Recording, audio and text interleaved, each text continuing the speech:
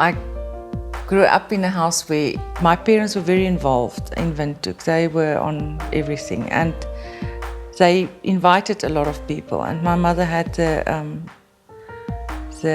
self-assurance that she could invite the king and set the table with silver and crystal and then really dish up food that nobody could eat. Whenever I went to friends, I ate some, and I eat something, then I always very inquisitive ask, what did you do? How did you get this to taste nice? You know, I mean, how can you get cauliflower to taste nice? And then, you know, I'll realize that just a little bit of white sauce or a little bit of spices can actually make a big difference.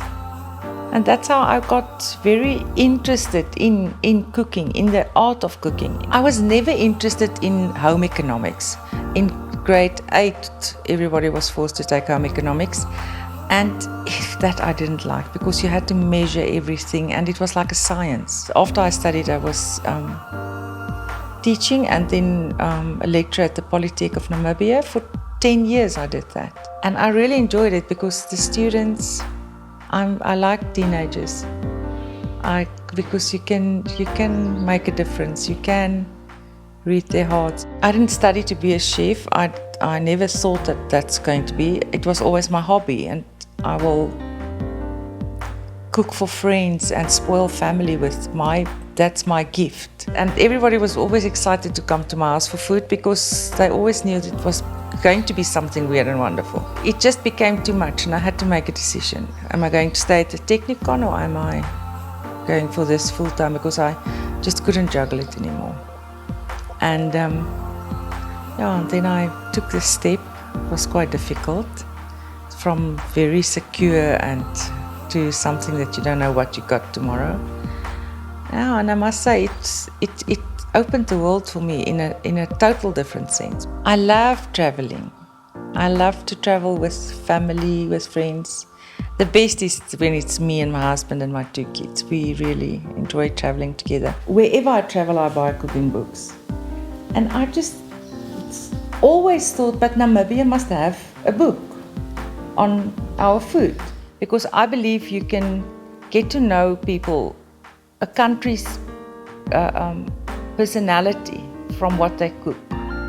I think that was the beginning of my hungry heart because nobody else got so far or did the book, and I realized, well, if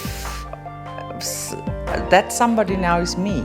And the first 3,000 books were sold out in 6 weeks. We were very impressed because everybody said, a book in Namibia, if you print 1,000 and you sell it in your lifetime, you're lucky. So I think there was a need for something like this, and that was what was the success at the end. And then the cherry on the cake was when we got the Gourmand Cooking Book Awards. We got the prize for Best in the World African Cuisine, which I think made us all feel very proud. I was very glad when I was officially a chef because then I had a very good excuse, because there's a saying, don't trust a skinny chef. Every woman wants to be Barbie, but we don't have Barbie's genes, so we can't be Barbie.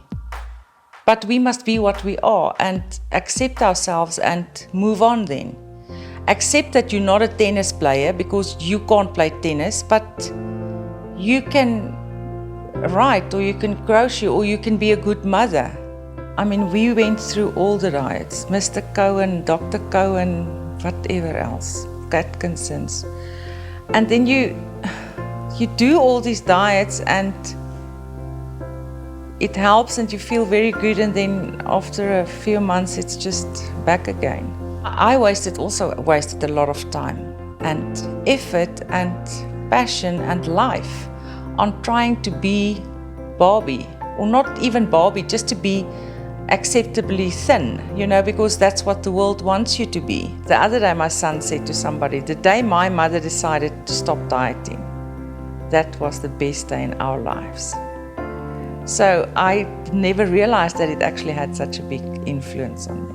With the Warehouse Theatre, Michael Ott took it over and he asked me to take over the kitchen, and I was reluctant, but then I just decided to dive in, and I must say, yeah, I enjoy it. So now we run the kitchen at the boiler room, and we do themed dinners every Tuesday night, which is very exciting for me. So now I can use all my books from all my travelings and decide, okay, this week it's Greek, and then I'll go and read up on the Greek food and go back into my files from Greek food that I cooked way back, and I really enjoyed it now, and I think my staff also enjoy it because it's for them also something new, and they're also now creative. Everybody always asks me about a second cooking book, and I always say that, but I've said what I wanted to say. I don't have anything more to say. But I think there's more. There's some more recipes that I would like to share, and for me, the best thing is when people come to me and say, I made this on Sunday and it really worked and it was wonderful. And that's what I wanted with my book also, is that everybody can make it. I think that my life was very much in seasons. Life lessons are not something that you can read in a book. I think life shapes you, and what happens in your life shapes you. We must open ourselves to what life wants to teach us. To have children, that was for me a gift from God. It was really a blessing. And you don't get an instruction book, so you learn from them. You learn such a lot from them. I've got a wonderful, wonderful husband, so I feel very privileged. I think the biggest problem in life is that we try to be something that we are not. You can't change anybody. So the sooner you accept that person, and that includes yourself, life is so much better.